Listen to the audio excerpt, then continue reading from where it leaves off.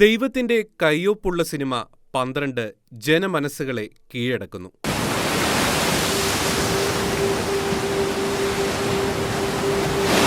പല നല്ല സിനിമകളും മലയാള സിനിമാ ലോകത്തിന് സമ്മാനിച്ച ലിയോ തദേവൂസിന്റെ ഏറ്റവും പുതിയ ചിത്രമാണ് 12. സമൂഹത്തിന് അശാന്തിയും അക്രമങ്ങളും സമ്മാനിച്ചും പണത്തിനു വേണ്ടി എന്തും ചെയ്യാൻ മടിയില്ലാതെയും ജീവിക്കുന്ന 12 ചെറുപ്പക്കാരും അവരെ നന്മയിലേക്കും മാനസാന്തരത്തിലേക്കും നയിക്കുക എന്ന ലക്ഷ്യത്തോടെ അവരിലേക്ക് ഇറങ്ങിച്ചെല്ലുന്ന എമ്മാനുവേൽ എന്ന ചെറുപ്പക്കാരനും. അവരുടെ കഥയാണ് 12. ഇത്തരം കഥകൾ ഇതിനു മുമ്പ് പലരും പറഞ്ഞിട്ടുണ്ടെങ്കിലും തീർത്തും വ്യത്യസ്തമായ ഒരു രീതിയിൽ കഥ പറയാൻ ശ്രമിക്കുകയാണ് ലിയോ ഈ ചിത്രത്തിലൂടെ. കടലോരത്ത് ജീവിക്കുന്ന ഒരു പറ്റം മനുഷ്യരുടെ സുഖദുഃഖങ്ങളുടെ മിശ്രണമായ ഈ ചിത്രത്തിൽ പ്രധാന ഒരു കഥാപാത്രമായി കടലും കടന്നുവരുന്നുണ്ട്. പരമ്പരാഗതമായി മീൻപിടുത്തക്കാരായി ജീവിതം തുടങ്ങി പിന്നീട് പെട്ടെന്നുള്ള പണസമ്പാദനത്തിനു വേണ്ടി ഗുണ്ടാപ്പണി ചെയ്തു തുടങ്ങിയ ആ ചെറുപ്പക്കാരെ തന്റെ ജീവിതം കൊണ്ട് പുതിയ മനുഷ്യരാക്കി മാറ്റുന്ന ആ ചെറുപ്പക്കാരൻ ആരാണ് എന്ന സൂചനയെങ്കിലും ലഭിക്കണമെങ്കിൽ സിനിമയുടെ പകുതിയെങ്കിലും എത്തണം. യേശു ഈ കാലഘട്ടത്തിൽ നമ്മുടെ ഇടയിൽ വന്നാൽ നാം എങ്ങനെ യേശുവിനെ സ്വീകരിക്കും എന്ന സങ്കല്പത്തിൽ ഊന്നി നിന്നാണ് സിനിമയിലെ എമ്മാനുവേൽ എന്ന ചെറുപ്പക്കാരനെ അവതരിപ്പിച്ചിട്ടുള്ളത്.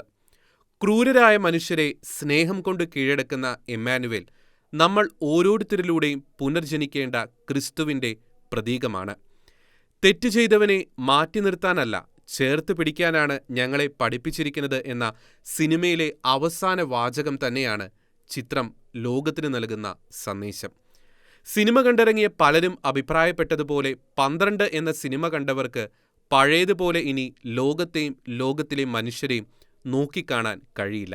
വിശുദ്ധ ബൈബിളിലെ കഥാപാത്രങ്ങളെ ആനുകാലിക കാലഘട്ടത്തിൽ ജീവിക്കുന്ന കഥാപാത്രങ്ങളായി പുനർ അവതരിപ്പിക്കുന്നതിൽ സംവിധായകൻ പൂർണ്ണമായും വിജയിച്ചിരിക്കുന്നു. ഉറപ്പിച്ചു പറയാം, തികച്ചും ക്രൈസ്തവ മൂല്യാധിഷ്ഠിതമായ ഒരു സിനിമ, കുടുംബങ്ങൾക്ക് ഒരുമിച്ചിരുന്ന് കാണാൻ കഴിയുന്ന ഒരു സിനിമ.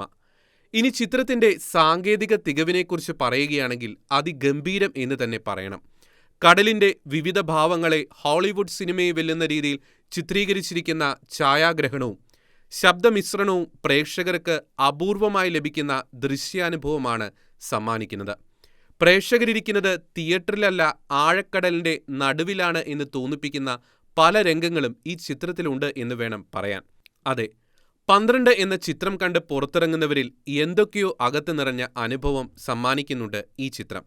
കാരണം ഈ സിനിമയിലെ ആ 12 പേർ നമ്മൾ തന്നെയാണ്, നമുക്കിടയിൽ ജീവിക്കുന്നവരാണ്.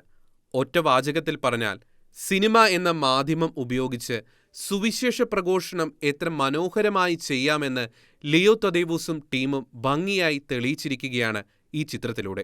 ആ ഒറ്റ കാരണം കൊണ്ടുതന്നെ ക്രൈസ്തവ സമൂഹം ഈ ചിത്രത്തെ എല്ലാവിധത്തിലും പ്രോത്സാഹിപ്പിക്കേണ്ടിയിരിക്കുന്നു. ദൈവത്തിന്റെ കയ്യൊപ്പുള്ള 12 എന്ന ചിത്രത്തിന്റെ അണിയറ ശില്പികൾ തീർച്ചയായും അഭിനന്ദനങ്ങളും പ്രോത്സാഹനവും അർഹിക്കുന്നു.